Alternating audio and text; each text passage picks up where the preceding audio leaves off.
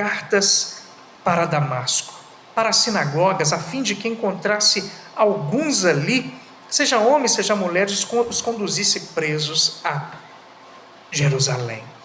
Queridos, um homem que era perseguidor da igreja, mas ali no caminho de Damasco, nos diz a santa palavra aqui no versículo 3, e indo no caminho de Damasco, chegando perto de Damasco, o cercou um resplendor de luz no céu, a presença de Jesus Cristo. E ele caiu em terra e ouviu uma voz: Saulo, Saulo, por que me persegues? Porque ele estava perseguindo, ali era a igreja de Jesus, a igreja do nosso Deus. E nos diz a santa palavra ali, que ele ficou cego por 3 dias. O próprio Jesus mostrando para ele: olha, você está cego, porque a cegueira espiritual, pastor Paulo, pastor Lemi, é que mais mata o ser humano. A gente precisa orar todos os dias que caia dos nossos olhos todas as escamas, tudo aquilo que tem pedido nós de enxergarmos, aquilo que o Senhor tem para nós, porque o inimigo ele tenta cegar. Mas a partir ali daquele momento, no caminho de Damasco, aquele resplendor, aquela luz cercou a vida deste homem, e esse homem foi tomado pela presença do Espírito Santo. Essa luz ali entrou no coração dele. Esse homem, ele recebeu ali a presença de Jesus, ele recebeu a palavra, e aquele homem que era perseguidor da igreja, aquele homem se torna um instrumento de poder, um instrumento nas mãos de Deus. Aquele homem foi tomado pelo Espírito Santo, e nos diz a palavra aqui, e pelas mãos de Paulo, e Deus pelas mãos de Paulo fazia maravilhas extraordinárias.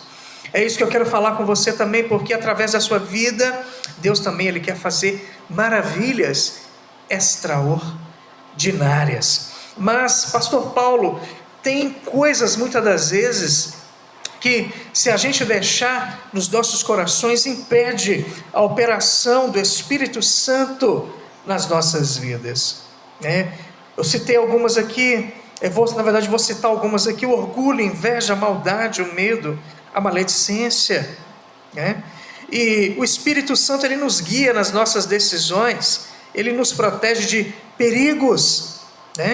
Esse Espírito Santo, porque o Espírito Santo aqui nos convence da justiça, do pecado e do juízo, como ele fez assim com o apóstolo Paulo, um homem que não conhecia esse Jesus verdadeiro, ressurreto, não conhecia Jesus Cristo. Esse homem foi tomado por aquela luz, o Espírito Santo tomou a vida deste homem, porque é o Espírito Santo que convence a vida do ser humano da justiça, do pecado, do juízo, como está lá em João capítulo número 16, versículos de número 7 e 8. O Espírito Santo que nos ensina, que nos guia a verdade, que produz frutos nas nossas vidas. Queridos, mas assim como Deus, através ali da vida de Paulo, ele fazia maravilhas extraordinárias, ele quer fazer também através da sua vida. E não deixe que nada venha impedir Deus de operar através da sua vida, porque, como eu falei, às vezes tem coisas, muitas das vezes, que tentam impedir nós de sermos uma bênção, como eu citei aqui: o orgulho, a inveja, a maldade, a maledicência. Mas através, queridos, da sua vida, Deus também quer operar maravilhas extraordinárias. Basta você abrir o seu coração e falar: Jesus, entra, eu te aceito como meu único e suficiente Salvador.